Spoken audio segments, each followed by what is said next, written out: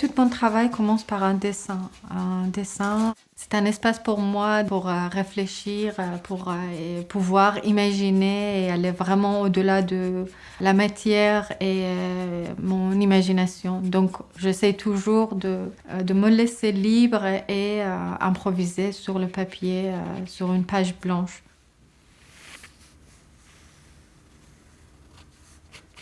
Je trouve que j'ai eu toujours un problème avec le corps, avec mon corps féminin. Donc j'essayais toujours de trouver des solutions par l'image, mais dans la nature. Donc c'est là où je commence à faire marier les formes de la nature, la végétation, les formes des rochers, les fossiles, et les mélanger avec les organes de corps. Donc, je crée une autre matière à partir de ces éléments végétaux, minéraux et aussi le corps humain pour créer une forme qui n'existe pas, mais par exemple une fleur qui ressemble à une bouche ou un vagin ou une pierre qui ressemble à la chair humaine. Donc j'essaye de vraiment, à partir de ces formes, de créer une poésie, une forme sensuelle sur le papier.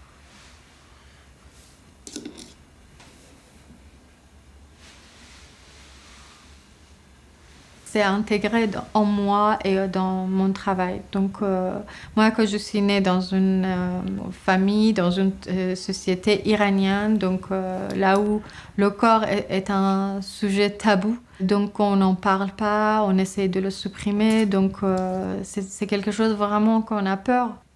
C'est là où je me suis dit, mes problèmes viennent de cette culture aussi, cet rapport avec le corps. Donc j'ai essayé de m'éloigner à ces types de problématiques et utiliser voilà, cette censure qui était toujours présente dans mon atelier par la politique et la religion et l'imposer dans mon travail.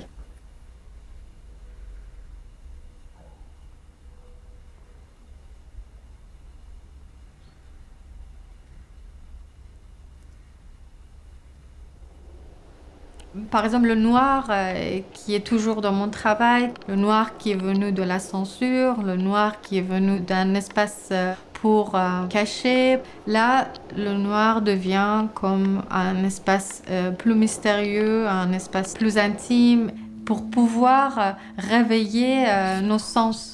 Parce que je pense que dans les espaces obscurs, on écoute avec plus d'attention, on sent plus et aussi on cherche plus à trouver des formes de vie dans cet espace obscur pour un peu se familiariser avec les objets et aussi rentrer dans des espaces intimes et créer voilà, une sorte de relation corporelle avec l'œuvre. On a toujours cette sensation que quand on rentre dans les musées, on a toujours l'impression qu'on est distancé avec les œuvres. Donc pour moi, c'était très important de mettre le spectateur donc, dans cette relation corporelle avec l'œuvre.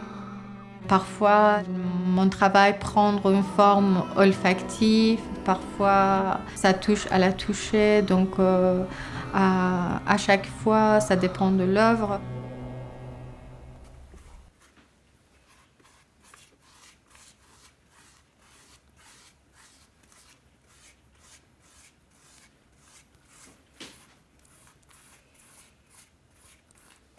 Il y a des formes de la sculpture qui s'inspirent de dessins et à l'envers. Donc vraiment en parallèle, j'essaie de compléter ces deux œuvres et arriver à une poésie unique. Quand je dessine, en fait, le papier est limité pour moi. C'est un espace limité. Alors que dans l'espace, je peux ajouter les éléments dans le temps. Sur le papier, j'essaye d'aller quelque part et là, ça me convient pas et du coup, j'ai envie de le sortir. C'est comme vraiment, j'ai envie de sortir les formes et les mettre dans l'espace et voir vivre. Parfois, les formes, elles ont des formes très humain, très animal, qui se mélange vraiment avec les formes, par exemple, minérales. Donc, je me laisse inspirer par ces formes et voir comment la matière en vrai dans l'espace m'amène plus loin. Donc, c'est là où ça commence sur le papier, ça se développe dans l'espace et ça se finit par une forme finale comme une sculpture.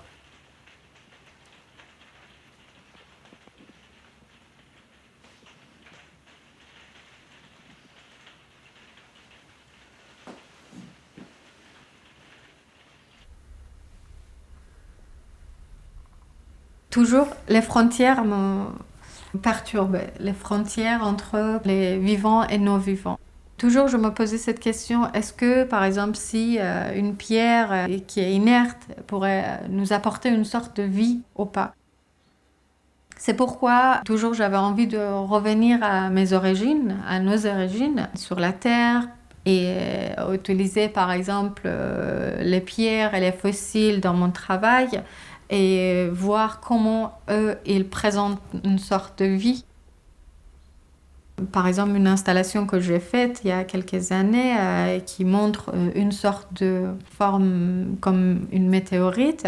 À l'intérieur de cette météorite, qui ressemble à une forme inerte, nous, on voit une sorte de vie, un requin qui est en train de naître.